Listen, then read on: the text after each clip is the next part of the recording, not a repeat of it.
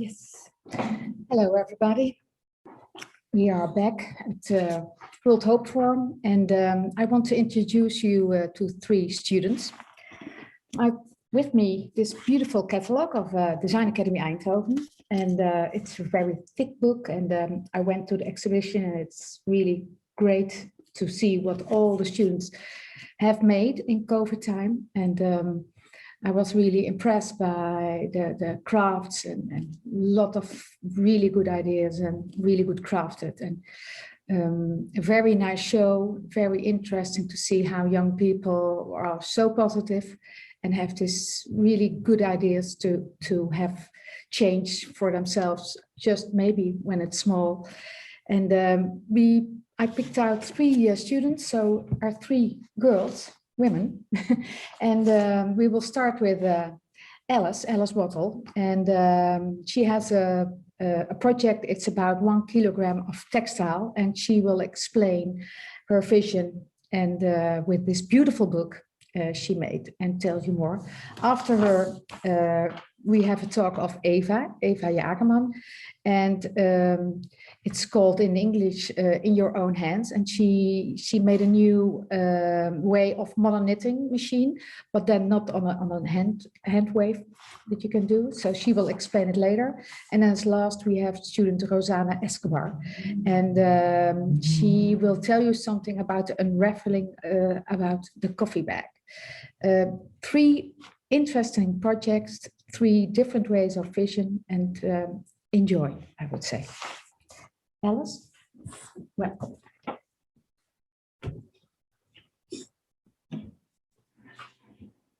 So hi everyone, I'm Alice, and I'm going to present now my project 1 kilogram of textile. So this is a project that started from a scientific report saying that to stay under 1.5 degrees of global warming, we would need to take a lot of measures, and one of them would be to reduce our textile consumption to 1 kilogram per year and per person of new textiles. And now on average, we consume 10 kilograms per year and per person. So 1 kilogram is approximately 4 pieces. So let's say 1 pair of jeans, 2 t-shirts, and 1 sweater. And I decided to imagine a story from a future where people would consume like that. And because I believe in the power of imagination and art to trigger change in our society and in the way we see the world. And in this story from the future, these people explain us how they manage to reduce their consumption. So, for example, they mend their clothes a lot more. They exchange their clothes. They want to maybe create platforms, and they also, because they can only buy 1 kilogram, they try to put a lot of focus on what they buy new. So they want really strong clothes and really durable things, maybe some local products, etc. And I'm also imagining things on the other parts of the industry. So what would the workers become? Or what would the new brands in the future would be. And I decided to combine this in a book, but also on Instagram to be able to share with people on social media and create a discussion, because my goal is to have a group of people who follow this slow fashion movement. So yeah, I don't know if anyone has questions, but feel free to ask.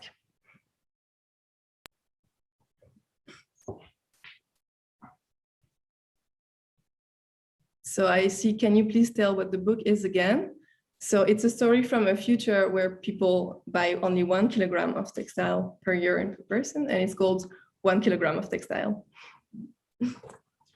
Yeah, I can write maybe the title of the Instagram account. It's called 1 kilogram of textile.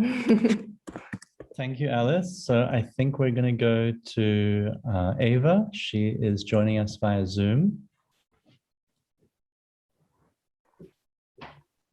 Hey. Hi, welcome. Thank you. I will share with you my screen.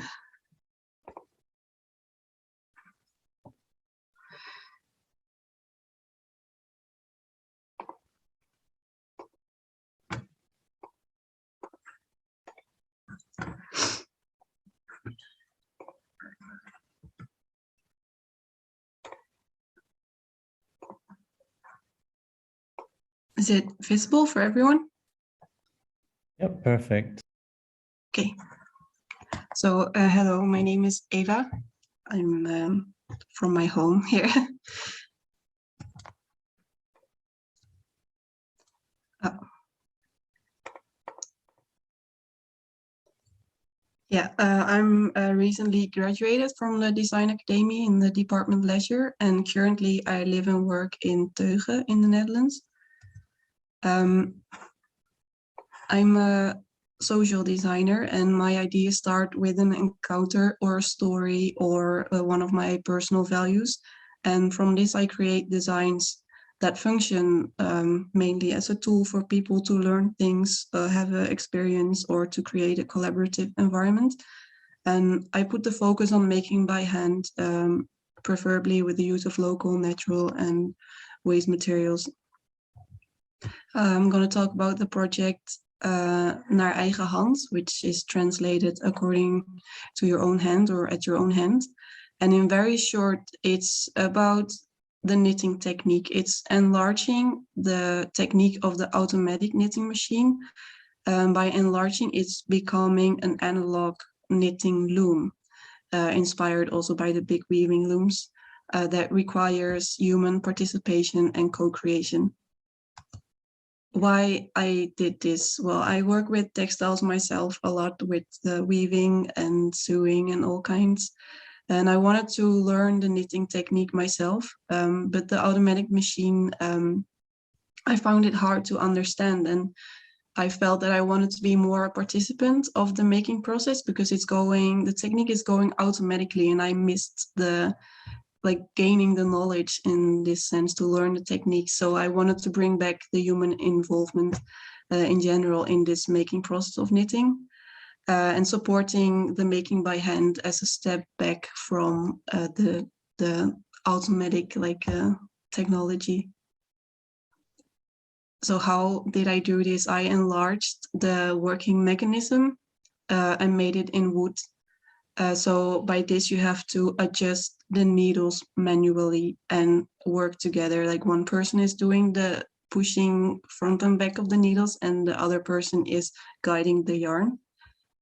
And I'm using for the yarn leftover yarn that people donate me to not buy anything new. I'm just combining several yarn to create one big thread.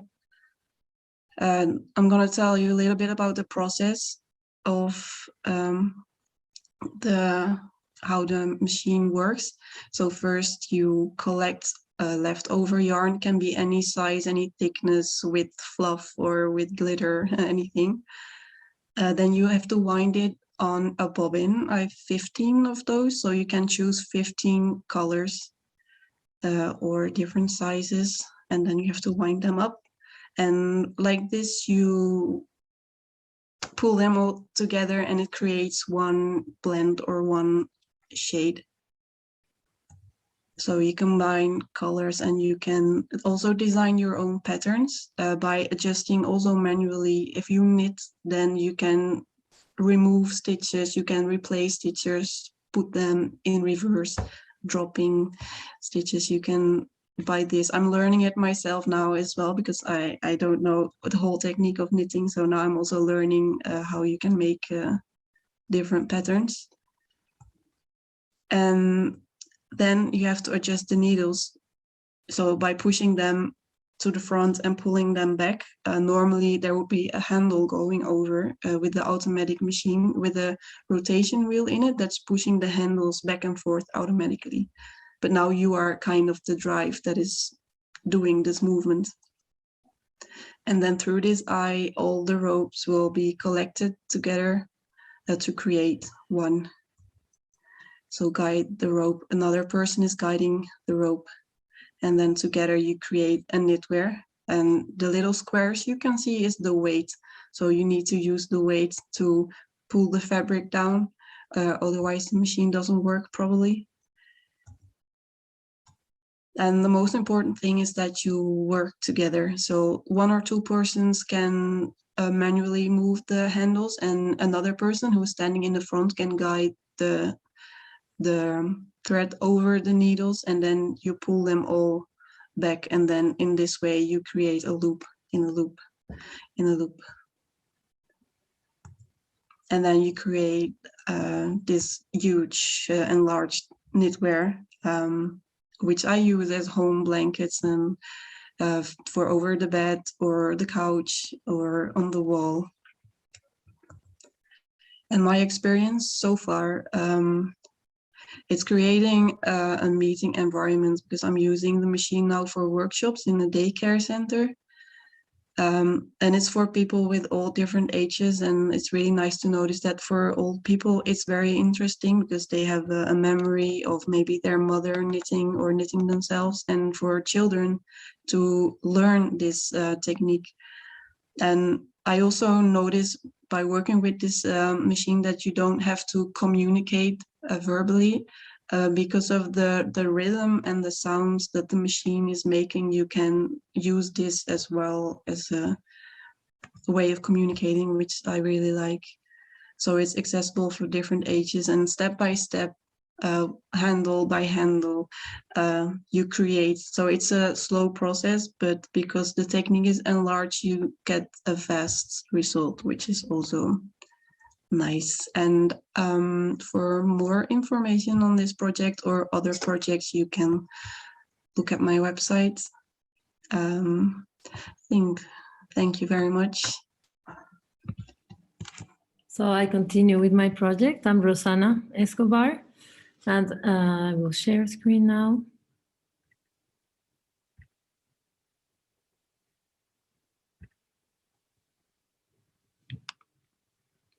So my project is called Unraveling the Coffee Bag, and I really started by basically deconstructing a product that is exported everywhere in the world, and that nobody knows what is happening to this bag.